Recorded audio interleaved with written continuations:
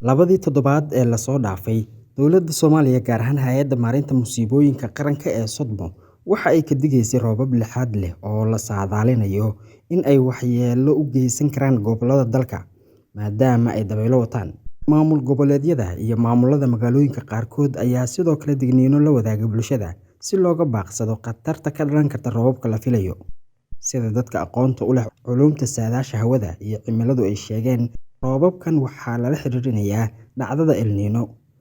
Haddaba maxaan ka naqaanaa El Niño? Sidee ayay u dhacdaa? Maxaase sababa dhacdadan? Sidoo kalena maxaa ka dhasha El Niño? Warbixintan ayaynu ku dul istaagi doonaa. El Niño waa xaalad cimilo oo dabiici ah, taas oo ka dhacda badweynta Baasifiga, iyada oo saameyn ku yeelata cimilada dunida oo dhan.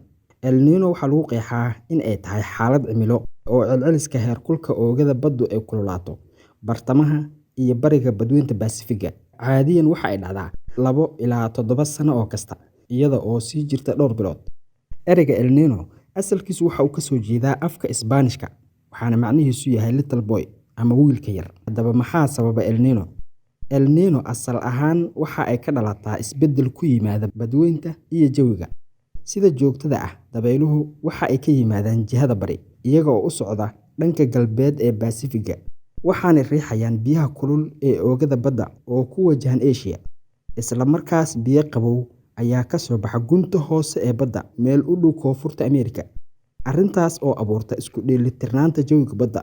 Marka la joogo dhacdada El Niño, dabaylaha aan soo sheegnay ayaa daciifa ama hoos u dhaca, taas oo sababta in biyo kulul ay ka abuurmaan bartamaha iyo bariga badda Baasifiga, arrintaas oo carqaladaysa isku dheelitirnaanta jawiga badda. Haddaba saameyno noocee ah ayay leedahay dhacdadan El Niño? Waxyaabaha ay sababi karto waxaa ka mid ah 1. Abaaro iyo kuleyl daran. El Niño waxa ay sababi kartaa abaaro meelaha sida caadiga ah qaboobaha ah, sida Australia, Indonesia iyo qaybo ka mid ah koonfurta Ameerika. Roobabka oo yaraada iyo uumiga oo kordha ayaa keena biyo yari iyo isbeddel ku yimaada dalagga. Intaas waxaa dheer in El Niño ay ka qayb qaadato kuleylka qaybo ka mid ah dunida sida waqooyiga Ameerika. 2. Daadad iyo roobab xooggan. El Niño waxa ay keeni kartaa roobab lixaad leh iyo fatahaado ka dhaca meelaha sida caadiga ah qalalan, sida qaybo ka mid ah koonfurta Ameerika oo ay ku jiraan Peru iyo Ecuador. 3.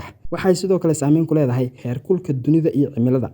Dhacdada El Niño waxa ay badanaa ka qayb qaadataa koror ku meel gaar ah oo ku yimaada celceliska heerkulka, taas oo abuuri karta in cimiladu ay kululaato xilliga xagaaga qaybo ka mid ah dunida. Ugu dambeyn, El Niño waa xaalad cimilo oo saameysa cimilo goboleedka dunida oo dhan, kadib markii ay carqalad ku timaado isku dheelitirnaanta badda iyo wareegga jawiga, waxaana keentaa saameyno ay ka mid yihiin abaaro, fatahaado iyo kuleyl. Fahamka dhacdada El Niño muhiim ayay u arkaan saynis yahanada iyo sharci dejiyeyaasha si wax looga qabto ama loola qabsado saameynteeda.